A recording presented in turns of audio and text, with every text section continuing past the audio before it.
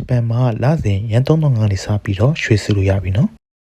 ပထမဆုံးလင်းထဲကိုဝင်လိုက်ပါရှင်ခိခိုင်တိုရိုခုကိုချီရာကာရာကိုနှိပ်ပါမယ်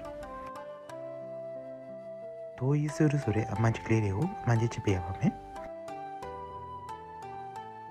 ပြီးရင်ကိုယ့်ရဲ့ email address ကိုဖြည့်ပေးရပါမယ်ကိုဖြည့်လိုက်တဲ့ email address တွေကိုကုတ်ပို့ပေးပါလိမ့်မယ်ရရှိလာတဲ့ကုတ်ကိုထည့်ပေးပါစုကြည့်ရဲ့စုစုမှုကိုနှိပ်ပေးပါစနစ်အနေနဲ့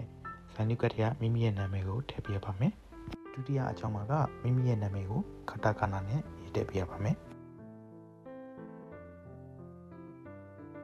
ပြီးရင်မွေးတက်ကလေးကိုရိုက်ထည့်ပေးရပါမယ်မိမိရဲ့အိမ်လေးသာဖြစ်တဲ့အခါမှာအိမ်နံပါတ်လမ်းနံပါတ်တွေကိုဟန်ကာကုနဲ့မရပါဘူးခင်ဗျာဇန်ကာကုနဲ့ရေးပေးရပါမယ်